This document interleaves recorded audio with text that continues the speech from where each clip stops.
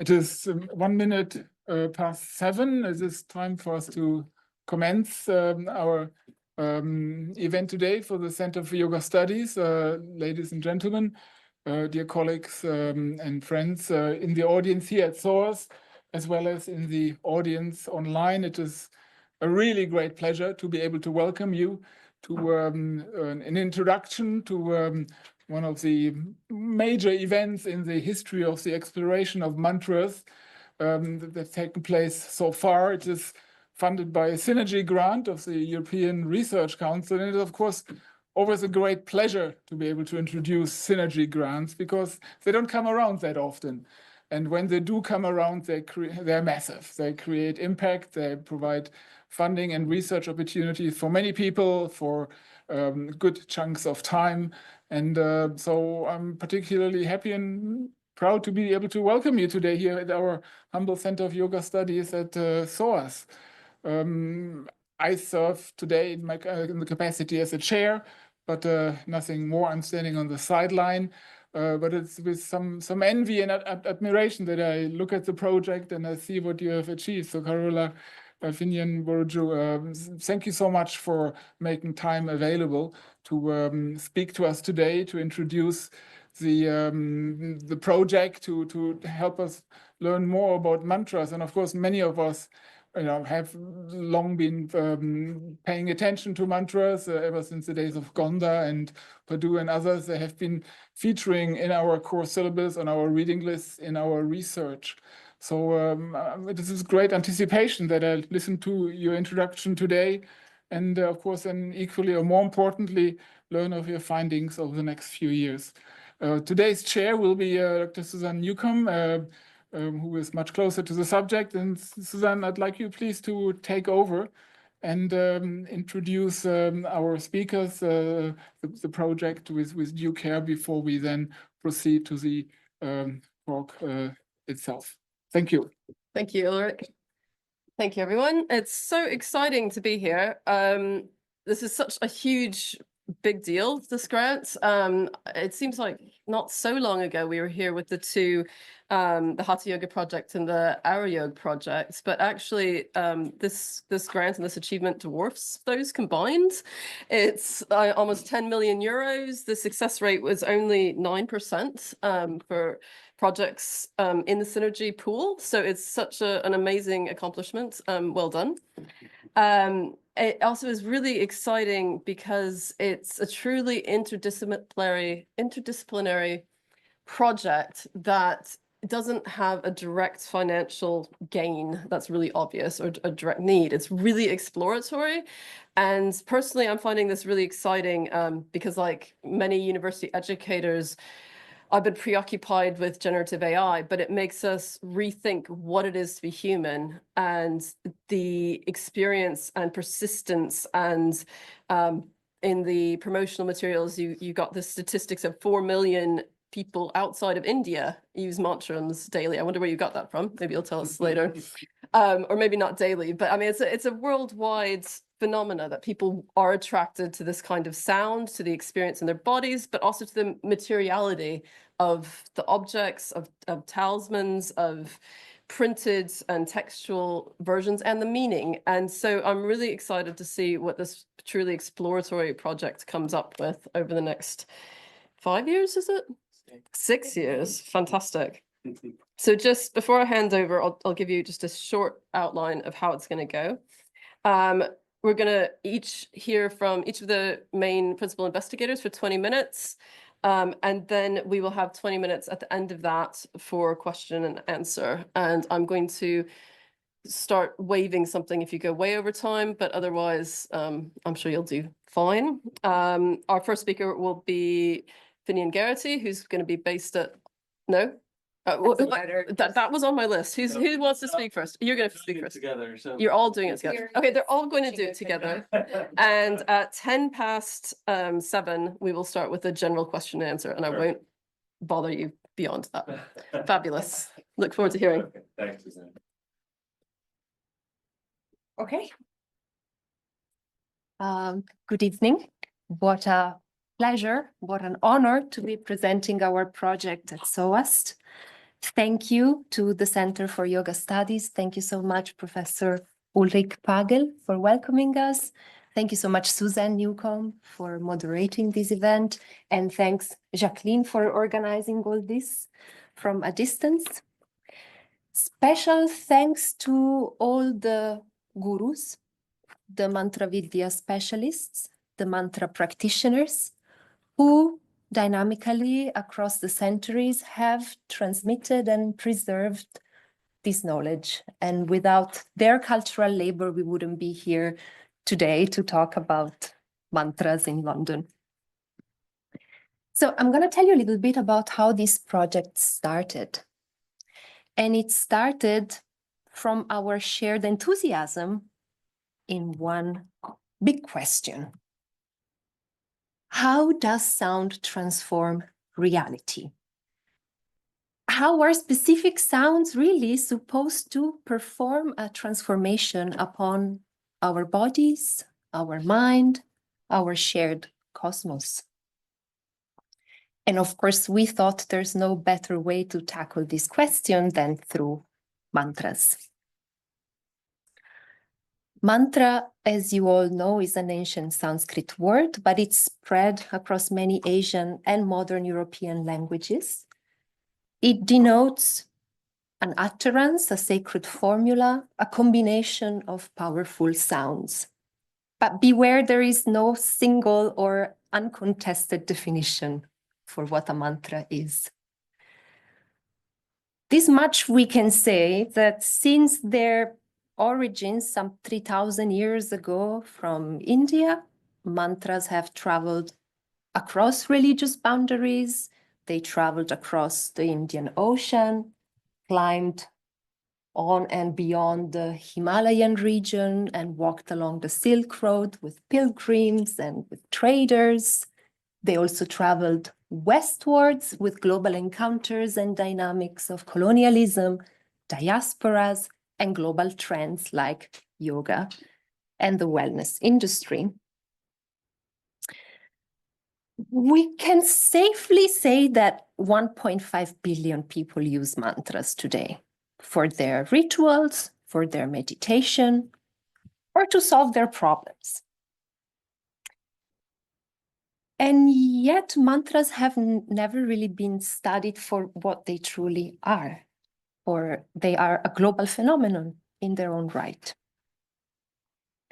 This project is the first large-scale project entirely dedicated to mantras.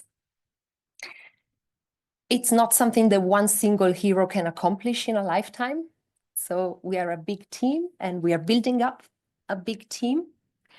And for the next 6 years, we will be working towards a global history and anthropology of mantras by bringing together a diverse group of scholars with different backgrounds to create a new interdisciplinary field for the study of mantras. And all that while, we will keep on working closely with local communities, with communities of practitioners, giving utmost priority to their emic understandings of mantras and their epistemologies. So the project is about studying the origins of mantras in South Asia, as well as their significance around the world today, their diverse manifestations across social and religious spheres, and wide historical diffusion. We are particularly interested in the multisensory and multimedia character of mantras, and you will see in a moment what we mean by it. Because mantras are often constituted by words and phonetic sounds, previous scholarship have often used textual evidence, literary tools, and linguistics theory to make sense of mantras. So scholars have been comparing mantras to other kinds of ritual speech, like prayer, charms, spells, magic spells, which is problematic. But of course, mantras are not limited to speech or language. The same mantra might be chanted out loud like a song, It might be contemplated in silence, it might be written, it might be digitally recorded, you might find it sculpted on stone, tattooed on the body, printed on textile, or played out loud from a Spotify playlist.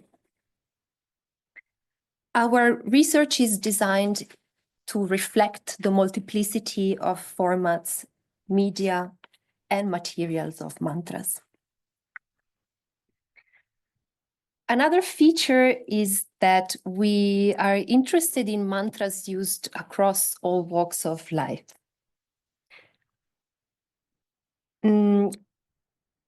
Previous scholarship had a tendency to overrepresent the usage of mantras in elite priestly spheres and among upper caste, mostly men.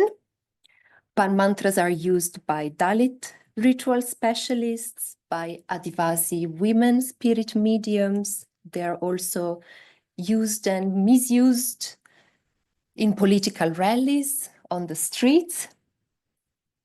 So in short, we are interested in how all these diverse social groups employ mantras to shape their identity and to negotiate their power and their social status.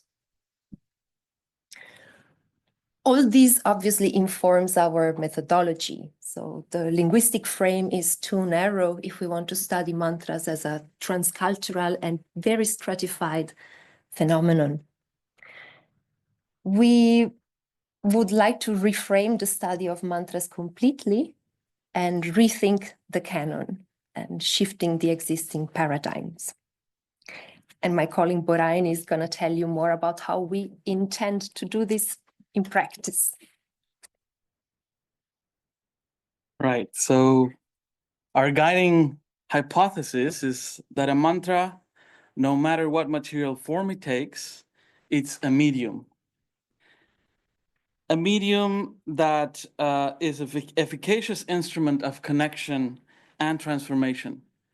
So mantras do not simply communicate like everyday speech, rather mantras mediate between entities, between individuals and groups, between humans and other than humans.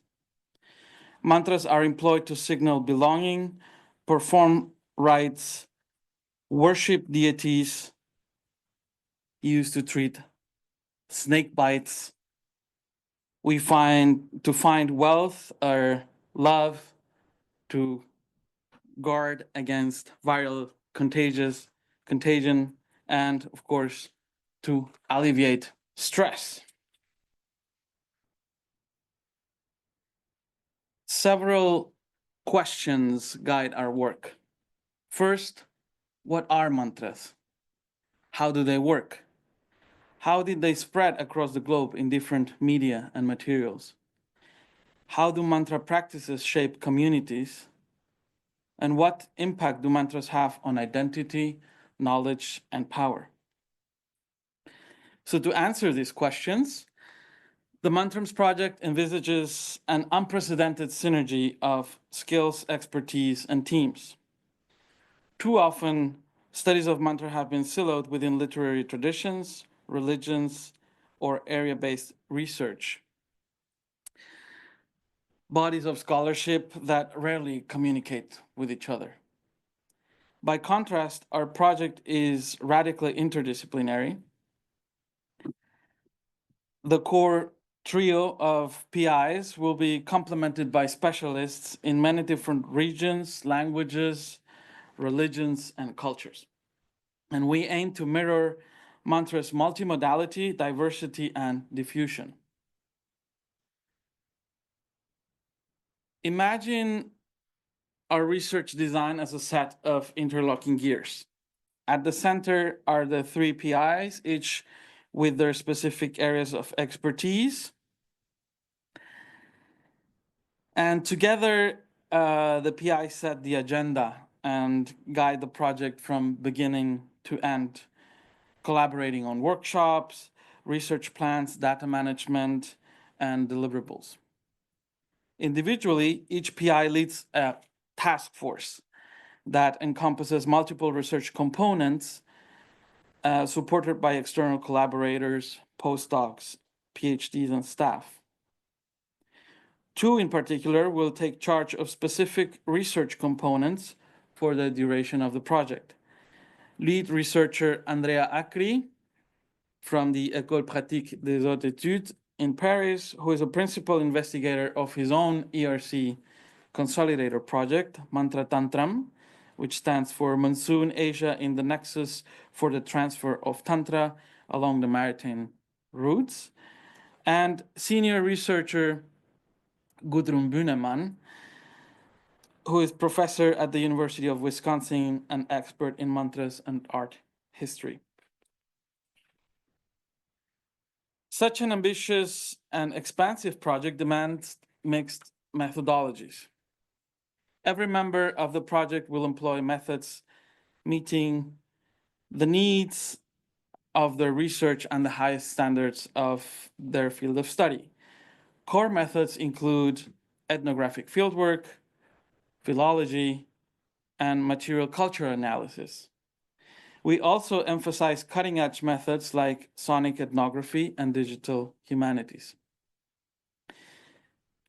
3 major themes: media, the senses, and power bind together our research initiatives. The themes involve a shared theoretical frame for research as we delve into granular, highly contextual investigations. The first theme pertains to mantras and mediation. The project aims to formulate a new theory of mantras as media, showing how mantras mediate between practitioner and other entities or goals. Our second theme considers mantras as synesthetic and multisensory. We explore the interplay of sound, vision, and other senses in the cultural experience of mantras. The sonic is not limited to the oral and the audible, but also connected to visualization, vibrations, and embodiment. Delving into power dynamics, the third theme examines mantra's role in shaping identity, authority, and social hierarchy. Mantras participate in asymmetries of power, elevating certain groups while excluding others based on class, caste, and gender. We aim to question the notion that mantras belong only to the powerful and the educated. Mantras, we insist, must be simultaneously studied from the margins.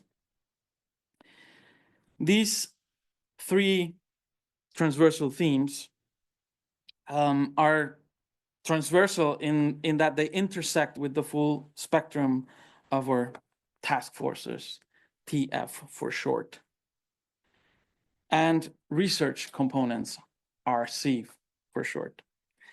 We all draw freely from all the themes so that the project as a whole remains coherent. Starting with a group training this coming May, all team members will participate together in a series of workshops that encourage cross-pollination, comparison, and interdisciplinary conversation. In our research, we will collaborate on numerous group projects alongside our particular initiatives. In this way, we aim to collectively achieve what none of us could achieve alone. And now I'd like to pass it on to Finn, who will be introducing his task force. Thank you. Hi, everyone. Thanks so much for coming. Pleasure to be here. So I'm going to talk a little bit about TF1. The task force I lead is called Roots and Branches, the Emergence and Circulation of Mantras. And our basic goal is to investigate mantras in pre-modernity, using a blend of philological, historical, and sometimes ethnographic methods. We focus on mantras' origins in India, even as we follow the circulation of mantras beyond the subcontinent and across Asia. TF1 consists of 3 main research components: Vedic mantras, tradition and innovation, which looks at Vedic traditions and rituals in ancient India, alongside the living traditions in contemporary South India. Tantric Mantras Across Boundaries examines tantric traditions in South and Southeast Asia. And here we'll be drawing on Andrea Acri's expertise to showcase the dynamic lives of mantras, not just in India, but in Java, Indonesia, and Bali. And the third research component is mantras and yoga, maybe some interest to this group. Again, together with Andrea, this research will look at the intersection of mantras and pre-modern yoga, especially in Brahminical and Shaiva contexts, where mantras are central. And I should note that as in mantras and yoga and so many other aspects, there are many more things to do. This is kind of trying to lay some kind of foundation and platform for this research. And we hope that we can, gesture towards mantras and many other traditions as well. So to illustrate one aspect of this research agenda, let me start with what many people might agree is the foremost mantra, with quite a long history, and that's the sacred syllable Om. Om is regarded as the cosmic vibration, the name of God, the essence of all knowledge. I don't have to tell you that it's used widely across Asia and around the world in ritual and contemplation. It's used to introduce recitation, to confer auspiciousness, to eradicate karma. It's also known worldwide as an icon, as written here in many different Indic scripts. Most people know the classic Devanagari icon, but if you're not as familiar with Indian culture, you might not necessarily recognize Om in these other scripts. Om is intoned at the beginning of chanting, meditation, or sequences of asana.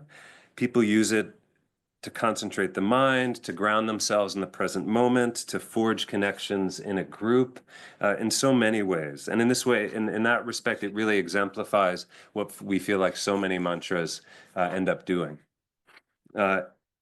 I'll say when it comes to Om that there might be a kind of solid linguistic basis for all of this. The syllable is one of the most elemental vocalizations that humans are capable of. You can try this at home if you haven't already, but it's just produced by the simple opening of the mouth, oh, followed by its closure. Om. So in that respect, it's one of the most kind of basic elemental articulations you can do with your vocal apparatus. Already in the oldest Sanskrit texts, practitioners thought deeply about the syllable's sound. They divided Om into its constituent phonemes, A, U, and Ma, and they believed that this triad of sounds gave rise to the whole cosmos. When spoken aloud, these individual sounds come together to produce the whole. Maybe you've experimented with this as well in other sonic analysis. A, U, Ma, U, Ma, U, Mo, Mo, Mom. You can see that this simple utterance produces that integral syllable. And in that way, it kind of recapitulates through mantra the act of primordial creation in early Hinduism. Om, of course, has been credited with great spiritual power. It's central to mantra meditation. In early yoga texts, the utterance of Om helps the self to ascend to a state of liberation. And joined with breath and with speech, the sound quite literally ascends through the practitioner's anatomy. Maybe you felt this as well, originating in the diaphragm, propelled by the lungs, rising upward from the back of the throat, and finally vibrating across the whole face and cranium. The syllable effectively turns your body into an instrument of resonance. And these texts insist that you don't have to chant Om out loud to harness this. The sustained silent contemplation of the sound, let's call this deep listening or mental chanting, can be enough. And in this way, Om exemplifies a kind of supremacy of silence in yogic thought. It's often linked to the unstruck sound, the anahata, that eternal vibration which is beyond what's audible, that's believed to generate and sustain reality. So with all of this in mind, our historical research on mantras presents something of a conundrum. let me explain what I mean by that, right? Our aim is to contribute to the history of Om and other mantras by investigating pre-modern texts in Sanskrit and classical languages, and then to trace how mantras have traveled and circulated across regions and time period. But how can we really historicize something that's regarded as transcendent and divine, right? In some ways, from certain perspectives, Om shouldn't have a history. And more concretely, given the importance of sound, silence, and the body that we've been gesturing towards, how can we study mantras on the basis of written texts alone? And these are tough questions, but I think the interdisciplinary framing of our project can help to address it. Sometimes what I really love to do best, philology, is not enough to understand what our Sanskrit sources are communicating, or to engage mantras in a holistic, multisensory, and embodied way. Sometimes we need to go beyond reading to actively reconstruct and thereby reimagine the ideas and practices that the texts are describing. And sometimes we need to look beyond the texts themselves to gain new perspectives on mantras by bringing ancient sources into dialogue with living traditions. So as a case study, let me just share a little bit about Om in Vedic traditions. The Vedas are the oldest Sanskrit texts from Veda, meaning knowledge. They were composed orally in the first millennium BCE and passed on by word of mouth ever since by the Brahmin priesthood. Their primary topic is ritual, fire sacrifices where many thousands of mantras are chanted. And if we consult historical Vedic sources, we read about a wide range of recitational techniques based on Om. And many of these involve adding the syllable in various forms to other mantras so as to increase their efficacy. So this chart, which you don't have to absorb in detail, but is just meant to give you an idea of the wide range of these techniques in the Vedic liturgies. There are nearly 24 recitational techniques, all involving Om, in order to realize the performance of sacrifice. And reading about texts and rituals, as I've said, in some ways only gets you so far, right? And it's lucky for us that the Vedas have persisted as living traditions. For example, in South India today, where they're performed as rituals by Nambudiri Brahmins of Kerala. And if we consult these living traditions, we can actually hear what it means to use Om as a recitational technique. So let me share a few clips with you to make this point. Let's take the technique called the humming. Maybe you've heard the word pranava for Om, right? In fact, this is where the designation of Om as pranava originally comes from this technical usage. The technique basically involves substituting the extended sound O, for the final syllable for certain mantras from the Rig Veda. And so as you listen to this clip, see if you can pick out the Om substitution. Devo deveshu yajniyo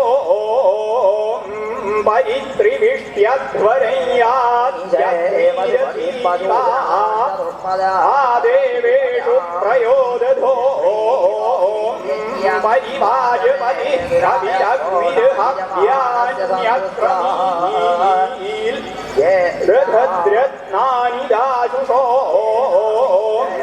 parivajapati ravidagvidhapyanyakramil radhadratnani dasusho parivajapati ravidagvidhapyanyakramil radhadratnani dasusho. Okay, so hopefully you could hear that emphasis, maybe a little too loudly in this room. And you can hear the way it kind of gives oomph to these mantras. Let me share one other example, and this is the melodic chanting from the Samaveda. And in this next clip, you're going to hear the syllable in two different forms of Om. One is the full sound Om, and then there's the modified sound O without any ma. And that's in the sequence ova, ova, ova. And even without the M sound, this pure O sound is considered in Vedic texts to be Om. Let's listen.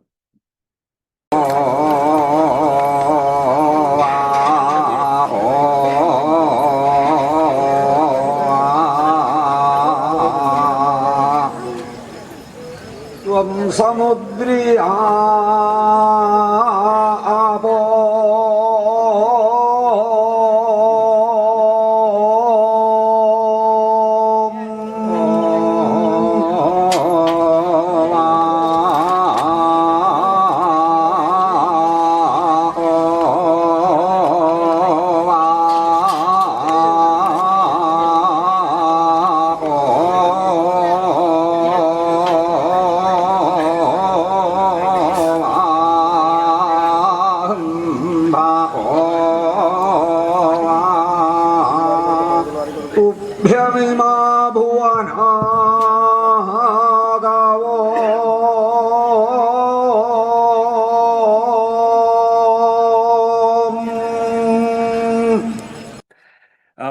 So these are only 2 of 24 techniques in a ritual that lasts many days. And if you multiply these techniques by the thousands of mantras that are chanted, you end up with this astonishing tally overall. Om is in various forms chanted literally thousands of times in the course of a sacrifice. And if you stood on the sidelines and you know what to listen for, you will hear Om ring out constantly. And I think that the very idea of Om as a sacred syllable may have originated from this background of ritual performance. Before it became famous as the supreme symbol of Asian religions, it was a versatile practice of Vedic chanting. And so what do we do with this? One thing it might help is help us read our text differently. For example, it can maybe more fully explain the idea of Om's transcendence found in Upanishads like the Chandogya. As in Omkara e Vedam Sarvam, this whole world is only the sound Om. Most practitioners and scholars interpret this as a theological statement of holism for good reason. This whole world, Idam Sarvam, is an esoteric name of Brahman, the all-encompassing divinity of the cosmos. But with the help of these living traditions of mantra, we can maybe trace the roots of this doctrine to ritual performance. We can even speculate that this is the historical reason why Om becomes such an important symbol in the first place. So why is Om linked to Brahman? How can a single utterance communicate this cosmic totality? I think it has to do with the fact that sacrifice was the premier religious institution of Vedic India. The prosperity of humanity, the composition of society, the very existence of the cosmos itself, all of these were thought to depend in some form on sacrifice. And so insofar as Om pervaded the soundscape of sacrifice, it pervaded everything, just like Brahman. In a world organized around ritual, it was only logical to make this connection. And so what's remarkable to me is that this discourse from 2,000 years ago, eliminated by living traditions, has proven so prophetic, right?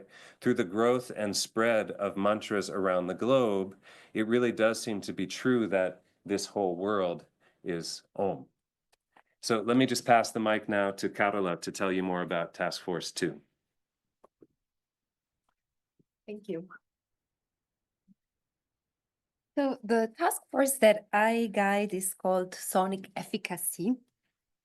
What does it mean? Mantra's basic efficacy largely depends on sounds. These are sounds passed down orally, often secretively, and if transmitted correctly and if sounded correctly, they have the power to affect a change in the real world. If transmitted by someone without authority, if sounded incorrectly, mantras can be ineffective or terribly dangerous.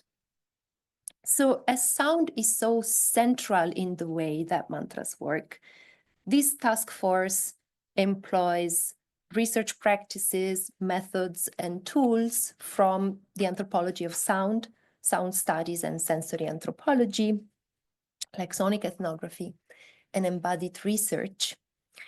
And to give you an idea of the different dimensions that we are interested in and how they're connected, I will present an example from my ethnography, and I will start with playing a sound sample. Let's see if you can identify what is the sacred name being repeated.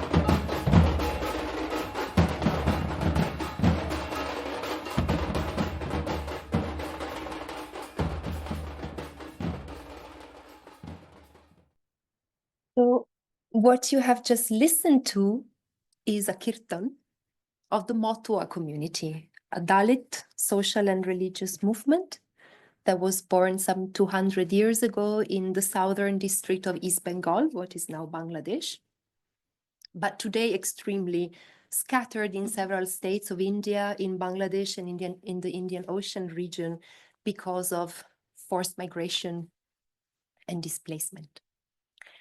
You have listened to the signature sounds of the Motua religious community, drumming with a loud, large drum called donka, and the incessant repetition at every breath of Haribol, Haribol, Haribol, Haribol. In fact, in colonial sources, this community was known as Haribola, the people who repeat the Haribol. The drum itself speaks Haribol. Drums in South Asia can speak. Their beats are called bol. This Dalit drum repeats at every beat the sacred name, Haribol.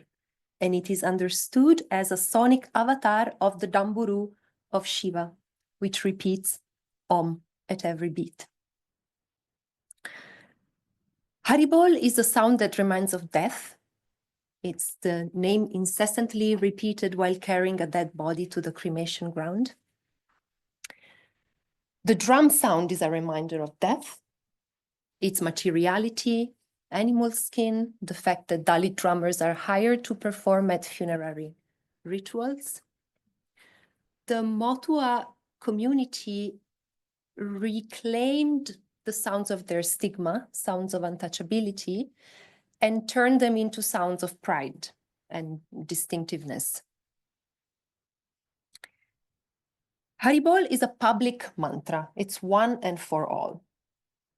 Motua devotees interpret whispered mantras, secret mantras, initiatory mantras transmitted by Brahmin gurus as elitist, as instantiations of caste oppression and hierarchy. But Haribol is for everyone. And its practice through kirtan is discussed by referencing yoga. It's a work of the breath, it's pranayam. It keeps the body healthy and fit, like yogasana, yoga asana. But instead of being a seated and static yoga, it is dynamic, loud, and sweaty. Motua devotees understand seated and static yogasana asanas as something that only upper classes and high caste men can afford to pursue. But this dynamic yoga through kirtan, through drumming, dancing, sweating, trancing, is bringing the practitioners to a state of samadhi, but it does so through a social and spiritual liberation, which is particularly suitable for the lower castes and for women. So this was an example to remind you that every time we talk about mantras in media, we are already always talking about dynamics of domination and resistance. Now, this particular ritual gathering, this kirtan of the Motwa community on the left, was organized in the village of Lokikali in Bangladesh when yet another person was diagnosed with cancer. And so the spiritual guide of the community, the Goshai, prescribed a 1 week long kirtan.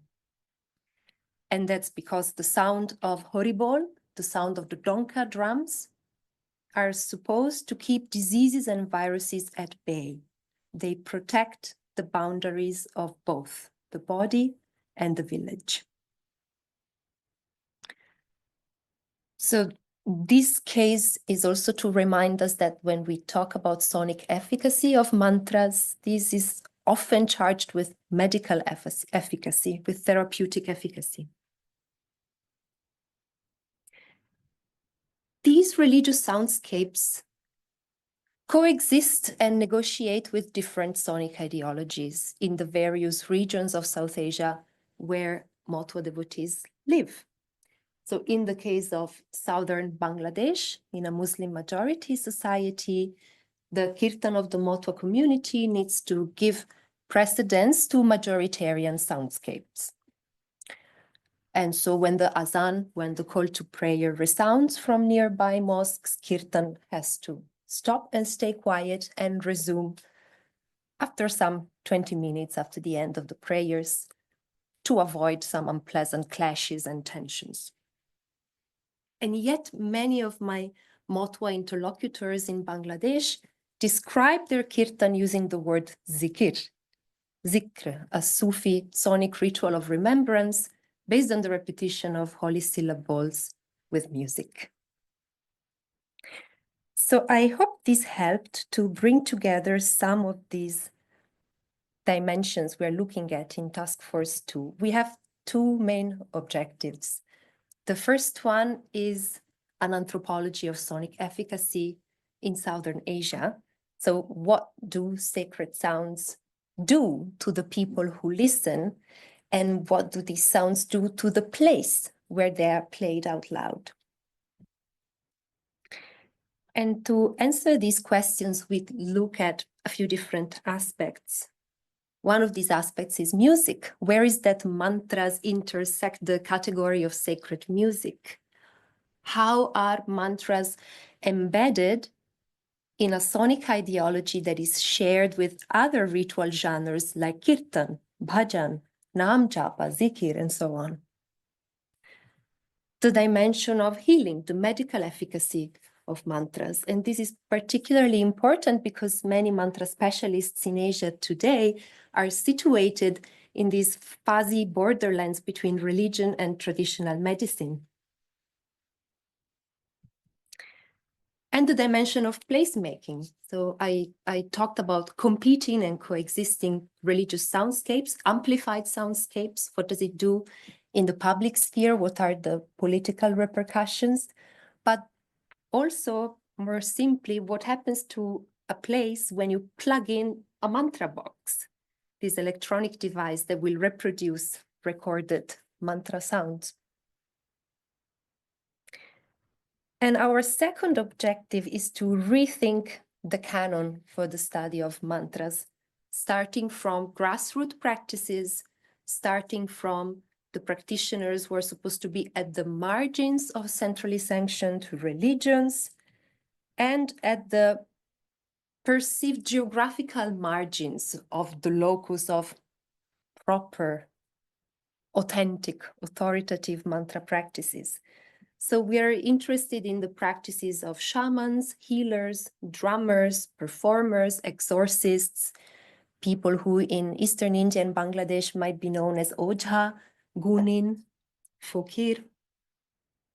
The practitioners you see in these photos are Bede. They're part of a so-called scheduled tribe, and they specialize in curing snake bites with mantras and herbal medicine.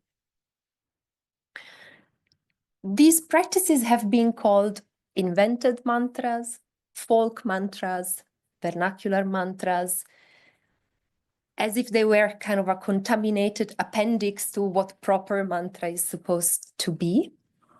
But in this task force, we want to try to reverse this hierarchy and see what happens to our mainstream understanding of mantras if we place at the center popular and everyday use of mantras. I'll pass it over to Borain now for our final task force 3.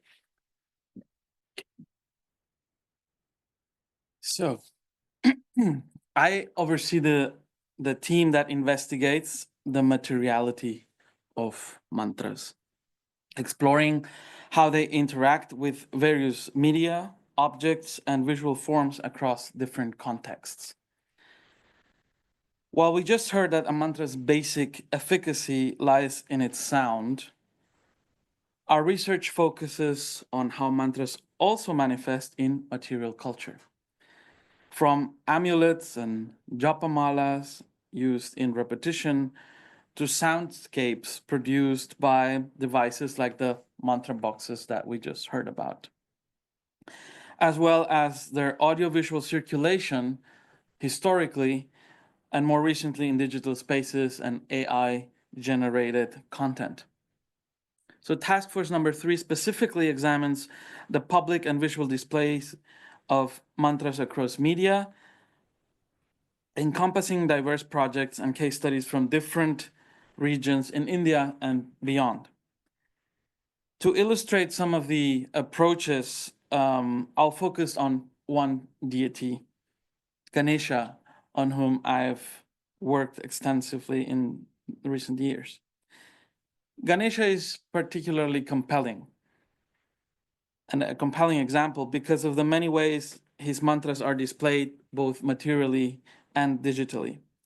As one of the most widely venerated deities in Hinduism and beyond, his presence is marked by visual and sonic expressions that permeate religious, cultural, and commercial spheres. His mantras are not only chanted in temples and homes, but also performed and amplified in public spaces, inscribed on monuments, featured in festival decorations, embedded in ritual and commercial products, and circulated across digital platforms. Let me now show you a Ganesha plush toy. At first glance, it may appear a simple, playful, cute object, but it also serves as a miniature vessel of cultural heritage, transmitting ancient mantras in a contemporary form. When a toy recites a Ganesha mantra at the press of a button, it encapsulates a transformation from sacred sound passed through oral traditions, often as part of a secret initiation between guru and disciple, to a mass-produced symbol of spiritual identity. And this shift prompts important questions. What happens when a mantra's power is embedded in everyday objects? How does its efficacy change when captured on a smartphone screen or printed on yoga apparel?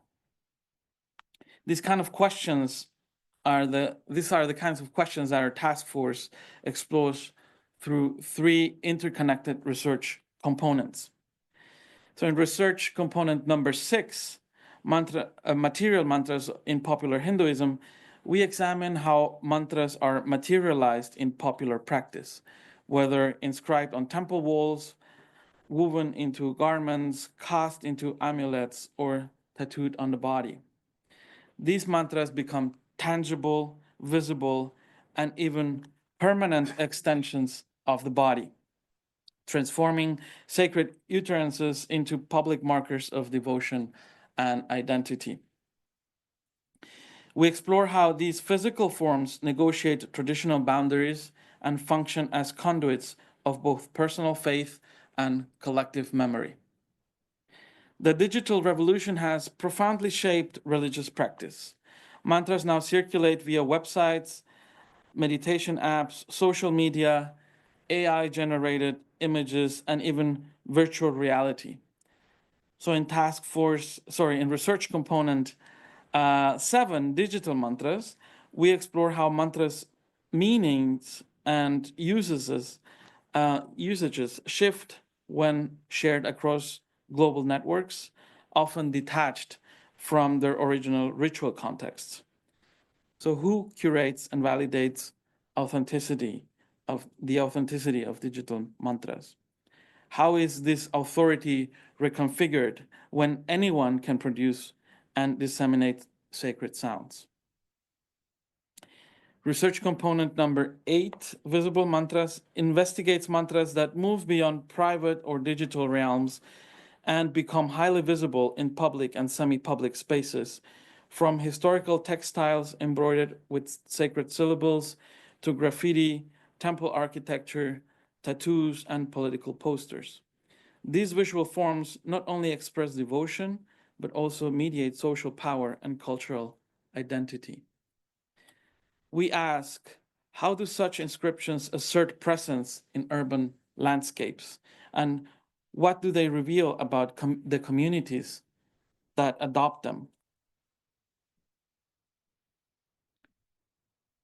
So returning to our Ganesha example, traditionally Ganesha mantras were primarily recited in ritual context, often reserved for initiated Brahmin males. And today they appear on yoga mats, clothing, and a number of commercial goods. But they are also present in mass public chants, such as those performed recently, a couple of days ago, by women during International Women's Day in Mumbai and Pune. And this widespread accessibility challenges the notion that sacred sounds are reserved for the few. In many ways, mantras have become democratized, a process that is both empowering, but also highly contentious. On the one hand, the public display of mantras creates a shared space for spiritual expression, helping communities to connect with heritage in ways that resonate with contemporary life. And on the other hand, this accessibility raises questions of authenticity and appropriation. Do mass-produced mantras retain their original efficacy? Can misspellings and mispronunciations diminish their power or even make them harmful? What happens when mantras are placed on inappropriate parts of the body, causing religious offense? In the digital space, new complexities arise. Digital mantras blur the boundaries between creator and consumer, and authority is no longer centralized but negotiated in virtual communities where anyone can be both practitioner and producer. Influencers and content creators increasingly supplement or even replace traditional gatekeepers like priests and gurus.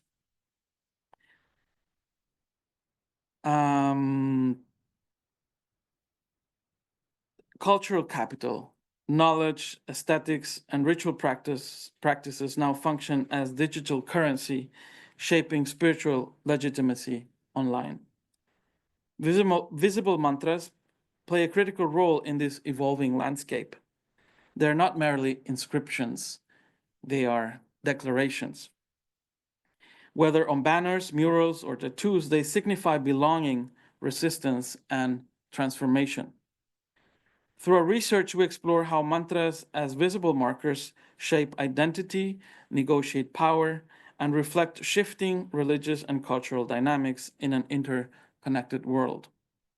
Ultimately, this task force does not view mantras as relics of the past. Rather, we see them as dynamic, evolving media that continue to shape and be shaped by global histories, political movements, and digital economies. Their capacity for reinvention is not a recent phenomenon, but a long-standing feature of sacred traditions, continually reinterpreted in response to changing social and political conditions. And now Finn will conclude our talk. So yeah, just a few more words to wrap this up, and then we really look forward to having a discussion. So over our project's 6-year span, it's a long time, but the clock is already ticking. We are hoping for these kind of key results: a new theory of mantras as media, a wide range of what we hope will be high-impact publications, multimedia archives of mantra cultures. I'll talk a little bit about that in a second. Pedagogical resources on mantras that make it possible to kind of teach effectively about this important category. And then experiential opportunities for the public to learn about our research, web portal, a museum exhibition, podcast. And so in sum, I guess we could say that our project envisions a large-scale synergy of skills, materials, and fields of expertise. Our research teams will use different methods to cover a broad array of languages, areas, and media. For example, visual cultural analysis could be used to examine vernacular mantras in the Himalayan region, or as Borayan just mentioned, ethnography can illuminate the online circulation of Sanskrit mantras in politics and transnational yoga and so forth. One of our main deliverables, where many of the data will be collected and available for the wider community, is our omnibus of mantrams. The omnibus will be an active hub for multiple facets of this research agenda. And once our project is concluded, we want it to kind of serve as a repository for the future of mantra studies. Developed by the Digital Humanities Center at Tübingen, this site will share the sonic and visual documentations that we collect and be organized through interactive maps and virtual archives of mantras. So to wrap this up, let's return to this big question. How does sound, transform reality? We hope that our project can show that the sound of mantras has shaped religion, media, and society for millennia and continues to do so today. And we also want to highlight that although mantras are present across the globe, they're anything but monolithic. Instead, mantras transform reality in myriad ways and forms determined by practitioner, tradition, and context. And to sum up, I'd say that our research really wants to show how humans have composed and employed sounds to control and shape their identities, bodies, and cosmologies across cultures and throughout history. So thanks so much for your attention, and now let's hear from you.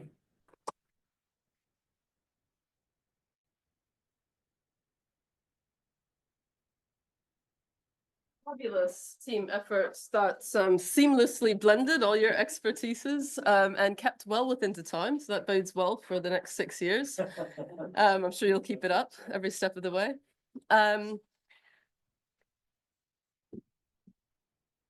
Fabulous. I'm just looking at the webinar chat, and is there anyone who has a burning question, or shall I start off the discussion? You want to go, Rosemary? Very much, really fascinating. But just thank you. I just wanted to know, because you all three of you have been dealing with mantra to some extent in the margins. Perhaps not you, Finn, because you've been mostly involved in the Vedic, etc. But I wondered if you found in your work, particularly if you've been out in the field in India and thereabouts, whether you found any pushback or any conflict or any kind of resistance from the traditional elitist guardians of mantra. Do you want to take on? I mean, Anyone? I mean, I can share maybe a Please, little please. bit. Yeah, from my own work, even though I've also worked mostly with traditional Brahmins. When I was working on my book on Vedic schools in Maharashtra. Yes, they were in some cases, very anxious about making their tradition widely available to, for example, women or people from non-Brahmanical classes. And that extended even to me as a foreigner, where I wasn't necessarily welcomed all the time. Sometimes very openly so and very generously, I must say. But at times there was real resistance, and that was encountered in different ways. And in many discussions with the gurus and the expert mantra practitioners, they would, for example, be very suspicious of some of the online recordings or things that you would find online, particularly chanted by, say, Americans, right? They would be mispronouncing and butchering their mantras to some extent. So there is apprehension to that for sure. And then in my more recent work in street religion, so to speak, on street shrines, it's kind of the contrary, right? People will be happily using Bollywood tunes and very loud speakers and parting to mantra, using mantras as part of their repertoire. So there's both. And I'm sure that you guys have also experienced that to some extent. Yeah, I think the pushback in as far as I have experienced it is not from higher status mantra gatekeepers, but also well within the margins and within subaltern groups too, right? There's so much gossip and so many claims of my mantras are more efficacious, they're more authentic, my practices to empower the mantras are more authoritative and more authentic. There are dynamics whereby higher castes use tribal mantras and tribal communities use mantras in Bengali that they describe as Vedic mantras. And then what is this discourse doing to the prestige that is associated with a mantra? It's so many different opinions. I was recently talking about authenticity and power of mantras with a tantric guru I work with, and he was making fun of these mantra boxes because people can just plug them in and then do all sorts of immoral actions with these sacred purifying soundscapes. He was also complaining a lot about the lazy monks who nowadays, when they do the block printing of the lungta, of the prayer flags in Kalimpong, they do not exhale the mantra into it anymore. It used to be like a work song, hum, and print, and then the object is empowered with the sound. But now it's a mass production, so every time he gives a flag as a gift, he has to do the work. He has to blow the mantra into it to make it efficacious. I would just add that in some ways that this tension is in the term itself, because we all deal with traditions where mantra can have a narrow, circumscribed technical meaning with all that entails, maybe initiation or the proper authority or the proper text or the proper occasion. But then as researchers, we're also trying to reflect a more popular colloquial usage of the term, where mantra is just this like grab bag for so many different kinds of sound and song and so forth, right? And so one has to kind of constantly toggle between these and probably never resolve that tension, but try to work with it in a productive way. Yeah. So yeah, you in the back, yes, sorry. Okay. Yeah, that was really wonderful and congratulations. I had a question for all three of you or any of you, and I wondered if when you were thinking about this project in terms of the sort of influence or efficacy of the mantra as a medium, if you had conceived of not just human, but also animal or earth or forest or river sort of efficacies of being able to have a sphere of influence on, whether it's Vedic texts or whether Kerala, it's in Bengal. I work in a mangrove forest, the Sundarbans in Bengal, and there Guneens and Fakirs have mantras for tigers to control tigers. And so the chants are very much supposed to be efficacious towards either getting the tiger to, clamp its mouth or not move when fishing communities are going in to collect honey or to collect crabs and fish. And I just was interested if there was a relationship between ways of understanding maybe mantra's efficacy on the non-human at all, or whether historically there's a space for that. And if you found that, or even just in either of your work, whether it seemed to me that there was an assumption it was with people, relationships to people. And I just wanted to ask if there was a space for other species and the relationship of mantra's efficacies on those. Thank you. Great question. I mean, I'll start. I'm sure we have a lot sure. to say, but absolutely. I mean, I just got an email from a colleague in Texas asking me about what's up with this connection between Samavedic mantras and elephants in the text she's working on, right? So just to your point about mantras for tigers, in this kind of long history, there must be a lot of nodes of connection. I mean, just going way back, as many people know, Vach, speech that empowers mantras, is there can be Vach of natural things, right? So that could be trees, right? It could be drums, as Karla showed us. It can be animal speech.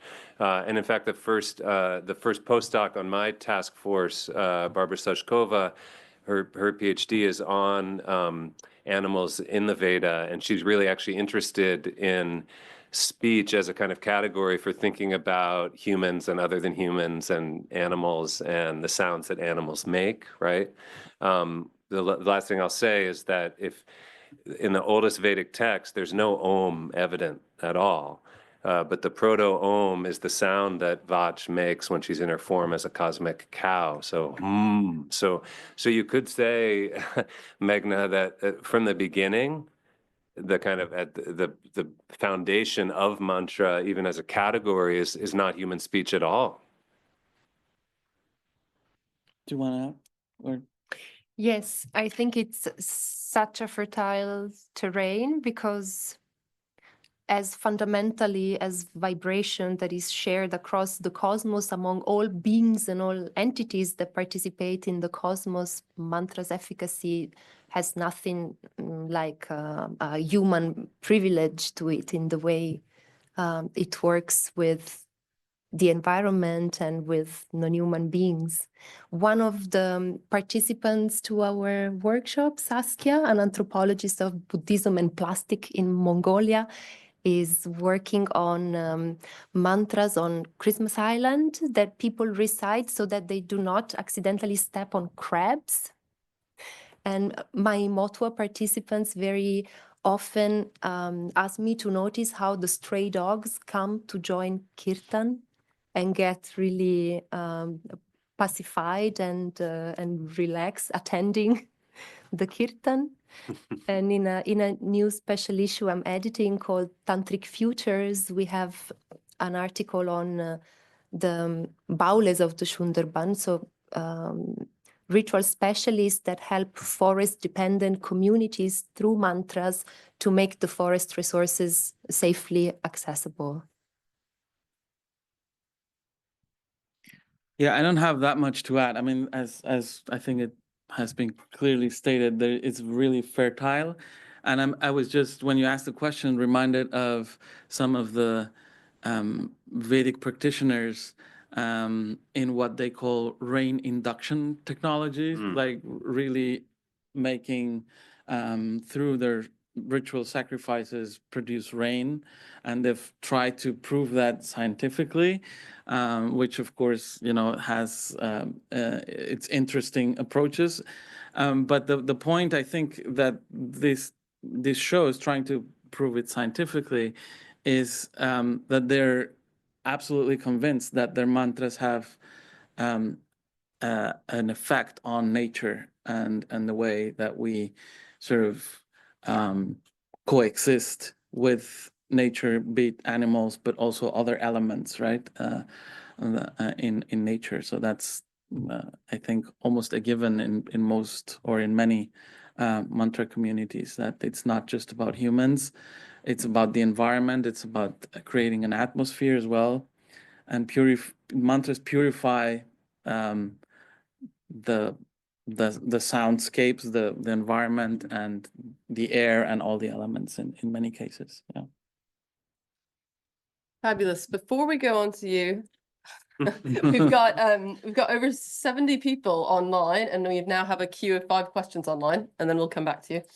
The first question online is, how do you differentiate between mantras and other kinds of chants or spells, especially as Carola kind of twitched this one, observed that the use of the word spell. Do you want to start, Carola? Please. Yes, I will call mantra anything that communities of practitioners call mantra.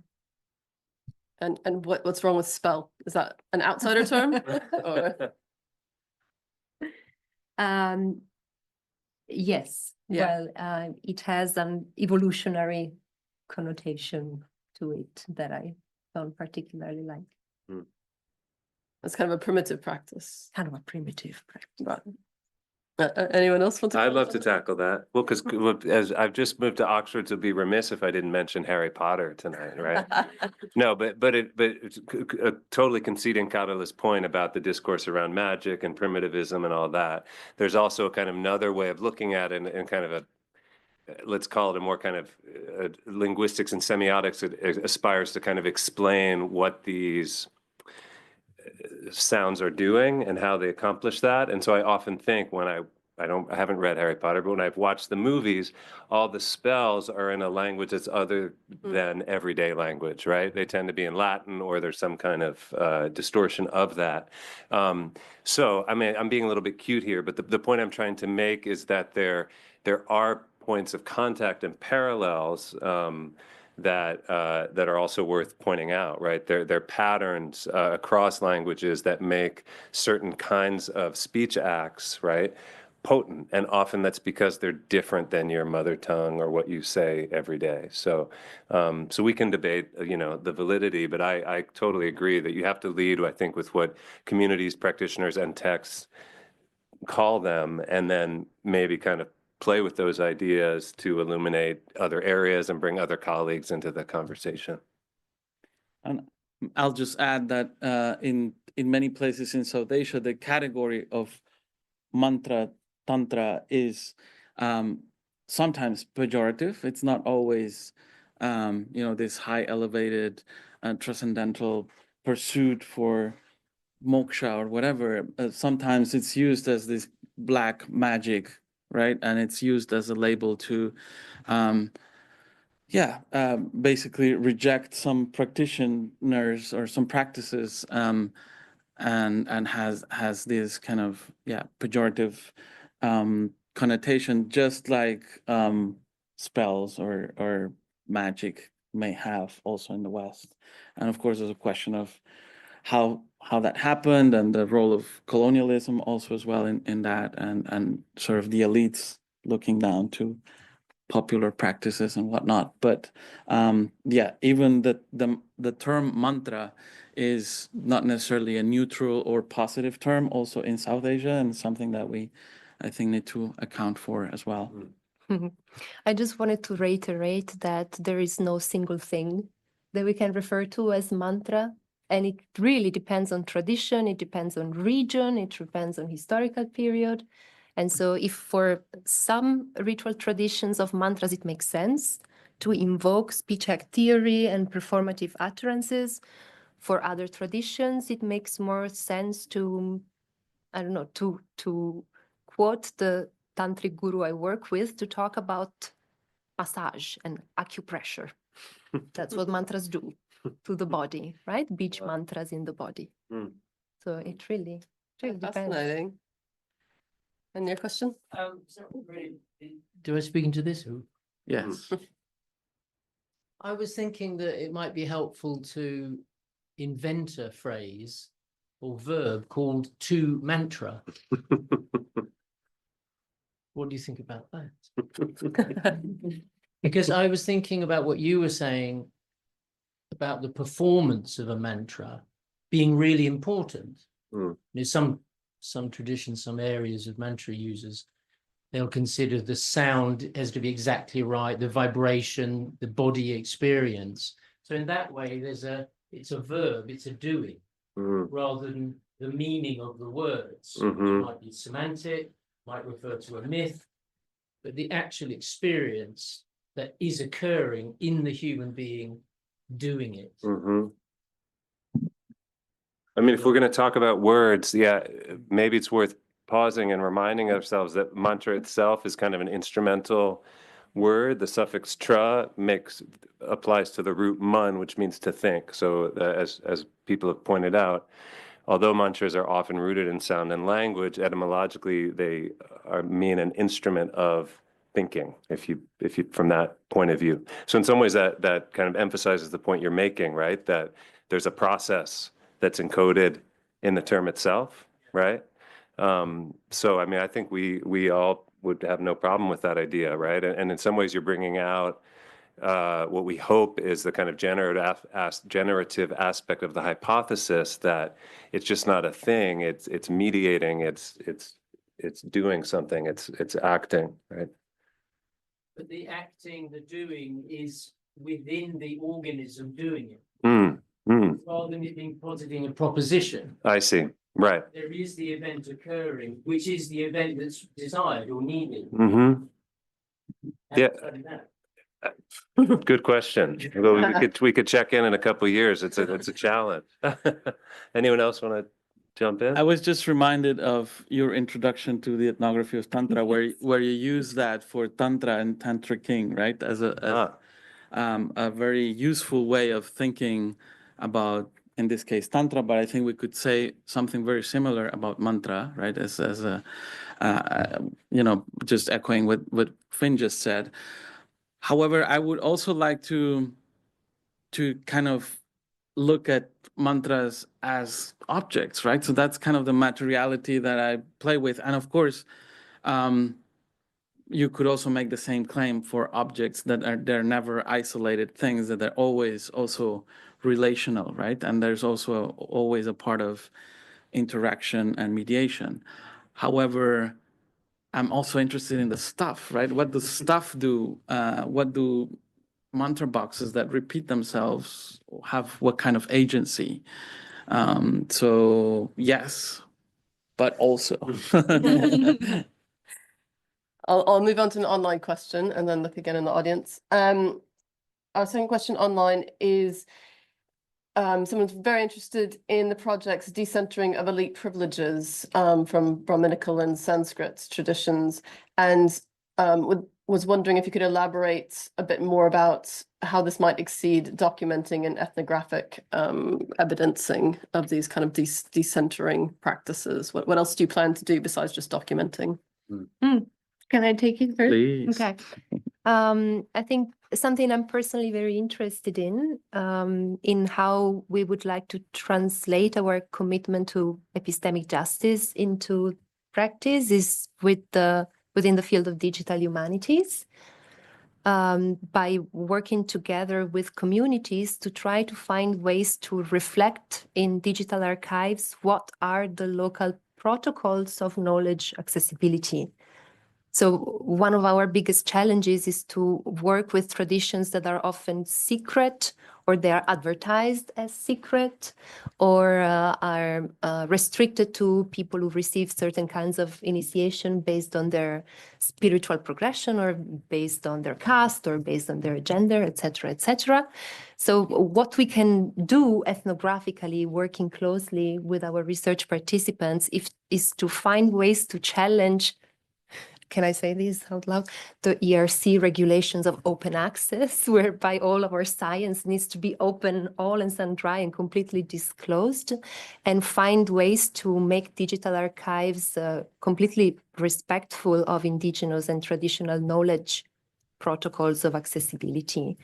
And this is one of the reasons why one of the first people we hired in the team is a digital humanities expert with a background in anthropology to give this kind of contribution. And it's kind of a new intersectional field between cultural anthropology and digital anthropology. Fascinating. Any other questions from the room? Go.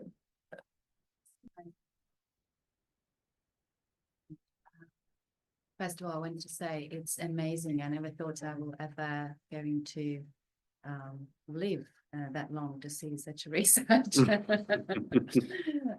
So thank you so much. It's really inspirational. And I quickly wanted to add to Ladies' question about the animal mantras. And I think you mentioned about stray dogs. I just returned from India.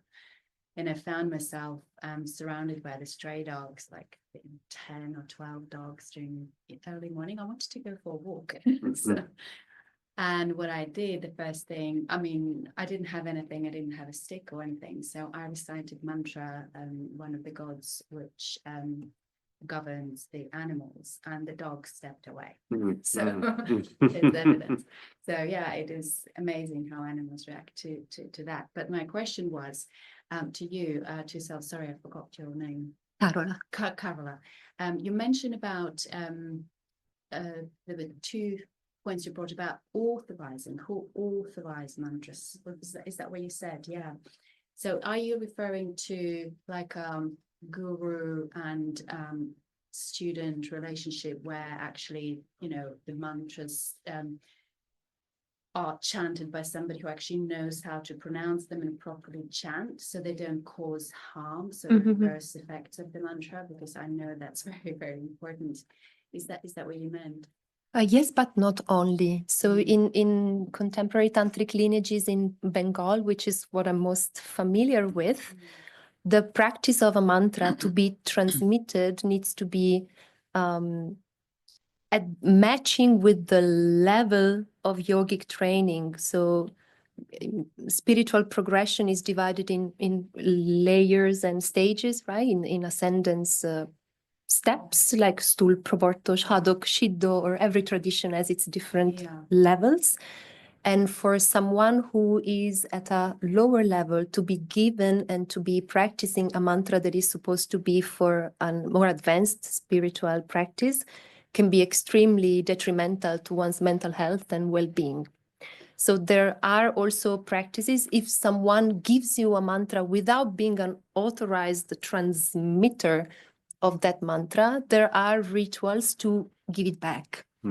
To send it back to the to the sender, so that it cannot harm. To maybe how actually to, I mean, regulation. I don't like that word. You know what I mean? Because by looking at how, you know, sometimes, you know, how this is growing in a yoga community, that everyone doing 200-hour teacher training can suddenly, you know, chant mantras. So I wondered, is there something you're going to take it further, not in a bad word of regulation, but, you know, somehow, I don't know, maybe if that's education or, I don't know. Is that? So from the work that I do ethnographically with this tantric lineage, I know that is my ethical epistemological limit. So I cannot write about mantras that, if someone who's not in that stage of practice could independently decide to take up, will be dangerous for their body and well-being. I cannot write about, I can write about the theory, I can write about, not about the technique. But it's an old problem, no? Like there are so many, I don't know, think about Buddhist publishers of Buddhist texts, who are also not supposed to be for everybody, but for people who are trained and initiated into one category of practice and text. And the disclaimer you read in the first page of the book saying, not our responsibility if you're not trained at this level and you're accessing this text, it might be dangerous for you. Thank you so much. I have probably thousands. Thank you. Do you guys want to add anything about this point? Because it's. I mean, I would just I would say too that part of the problem is that the authorities contested. So it's who are you going to turn to say who says what mantra when, right? Especially with mantras, and this is another aspect of our. Even as we're trying to understand these tradition-specific and historical contexts, we're also recognizing, especially if you take a historical view, that mantras travel across regions, across traditions. The mantra doesn't always care if you're Hindu or Buddhist, even though maybe in a certain context that might matter, right? And so, yeah, so I think your point that maybe regulation's not so much the answer as much as education, because it allows, as Carola just said, the individual scholar in relationship with practitioners to like draw their limits. Maybe that's the best thing we can offer. And just to very briefly add, in my task force, there's a lot of what one could call cultural appropriation or sort of new usages of mantra, even invented mantras, people who decide to become very creative and, you know, claim that they received these mantras, which are then, you know, in incorrect grammatical Sanskrit or, you know, pronounced very different from the way they're supposed to be pronounced in the original language. And yet, this is something that's historically always happened, right? I mean, you have, and this is precisely one of the points that we want to make, that you have Sanskrit, you have mantras that are not in Sanskrit, that are in vernacular languages, that are grammatically incorrect. And yet, for those communities of practice, those are the real ones, that those are the ones that are actually efficacious. So one has to thread this authenticity and originality with a pinch of salt, or with a big fist of salt, because yeah, one has to be careful not to stigmatize practices that, you know, and communities that do not conform to particular elites or notions that, you know, are pushed back on purpose, like the one. So before we go in the room, I'm going to give you two questions online that kind of bounce back on those issues. Are there any plans to engage with the more traditional gatekeepers and authorities of Brahmins and temple priests in your project? And also, can anyone comment on the de-emphasis of mantra in early Hatha Yoga texts and why that might be the case? Oh, okay. Yeah. So, I mean, certainly a lot of the research we're doing in Task Force 1 is going to be in Brahminical traditions, right, and Vedic traditions. Obviously, that's a pretty multifarious grouping, you know, whether it's in India or in diaspora, so we can't claim to kind of speak for all Brahmins everywhere. But in the case of my research, I try to kind of bring forward the historical element, and I'm especially interested in mantra traditions that have some kind of long continuity in their various regions and are often embedded in ritual traditions that also have long continuity. And so that leads me mostly to South India, to Kerala, and also to Tamil Nadu, Andhra Pradesh, Karnataka, where they're kind of Brahmin groups of long standing who've had the patronage to keep their oral traditions going for, in many cases, for centuries. So one can start to draw interesting insights about earlier periods from engaging with those traditions, you know. So in that respect, you know, that's one way we'll be engaging with gatekeepers. And I will say, I mean, there's a great diversity of attitudes even among these groups that we might be characterizing as gatekeepers. Even if you know, traditionally initiation is required, that's not necessarily always the basis for critique, right, from the outside, because I know plenty of my interlocutors who are completely kind of open to the idea of sharing their knowledge and have been for several decades, right? So it's not always as simple as saying, you know, just by virtue of your social position, you have a certain attitude about mantras, right? And on the Hatha Yoga issue, I'll just pick that up too, because I've written a bit about this. I'm no expert on Hatha Yoga, but I sometimes needle people who are and say, well, there are a lot of mantras in Hatha Yoga. I know it's denigrated and it's a little lower in hierarchy than other forms of yoga. But and other scholars can speak to that, the reasons for that. But if you're interested in Hatha Yoga and you're interested in mantras, don't feel like you can't somehow combine the two, right? Because as you'll see in recent compendia like Roots of Yoga, which make these texts available, there's no shortage of mantra-based practices. And I'll just add one little point, is that besides the communities of practice that we're engaging with. For example, in my own team, I've hired a scholar practitioner who is also a pandit, who is a traditional priest from Bengal. So he has that very kind of insider perspective as well. So we're also looking forward to working with communities and also being open to questions of positionality and trying to definitely think through this dichotomy that the insider outsider, which, as we know and have discussed, it's not a black and white issue. And yeah, that's another example in which we are definitely working with communities of practice directly also in our teams. So that's an additional point. Hey, Jenna. Thank you. Congratulations. That sounds like a really exciting project.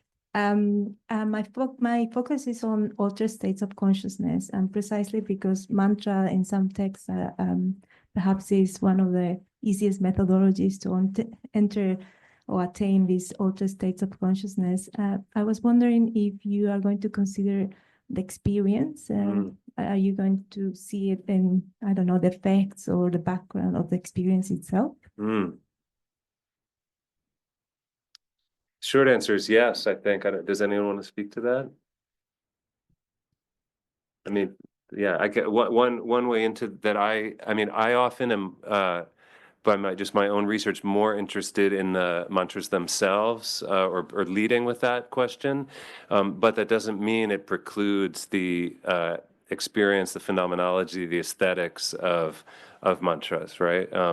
And so, I mean, just my first publication for the project is actually trying to look into altered states in Vedic ritual through the use of the Soma sacrament. And instead of talking about the kind of botanical identification, turn it around and precisely talk about the aesthetics of using these mantras and seeing what kind of points of comparison those may give us for looking at altered states in other cultures, right? Where there are other kinds of sonic efficacy. But that's just one teeny example that picks up on some of the themes you mentioned, and I'm sure there's others we could mention that kind of really draw our attention towards the phenomenon of embodiment, right? How mantras make you feel, what they make you experience, and again, there's plenty of descriptions in early yoga texts that kind of speak about this, and we were talking about this at lunch, that repetitions of a kind of nasal bija are likened very famously to feeling like you have ants in your head. That's a interesting image, but it also, I think, gestures towards a very definitely an altered state, right? And feeling. Does anyone want to add? Maybe you can answer this better, but one of the methodologies that we're hoping to explore is precisely embodied anthropology as well, which is, working with the researcher's own experiences as well within the field. So maybe, do you want to add something to that? Our Yes. leading anthropologist as team. by embodied research, we mean being open to discard the sensory hierarchy of modern Western academia, whereby things need to be observed and detached and measurable to be expressed in a scientific and academic way, and instead to do research with all of our senses and being open to become with our body the tool of our own doing research. And I am particularly interested, as you talk about altered states of consciousness, in the relationship between music and possession, and between drumming and possession. And in some of the contexts I've been referring to, this connection is then particularly important to be able to then prescribe cures or mediate with the more than human or the other than human entities that communicate remedies for then the medically efficacious part of sound cultures, of mantra practices. So So we're at 8:30, and we have this room a bit later. So I think the people in the room can probably come down and ask questions after this, but the people online might need to move on and go to sleep. I just want to get in one final question, which is, will you be having any more job openings, or are your teams already set? That was from online. Yes. Yes, yeah. I mean, I have a search going right now for a postdoc on mantras and yoga.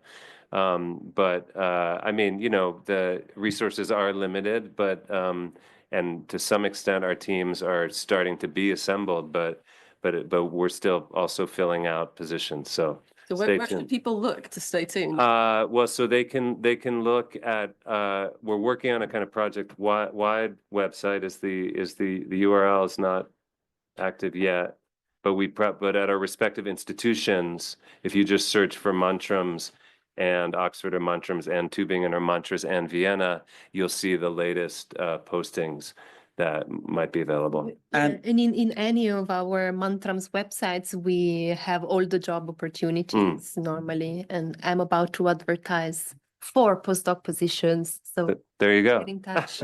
And Out. and we just last week we opened Instagram, Blue Sky, and Facebook pages where we'll also be circulating the call for applications and other news from the project. So Fabulous, very exciting. So let's give a round of applause to the panelists. Thank you so much. thank you, everyone. Thank you, Sam.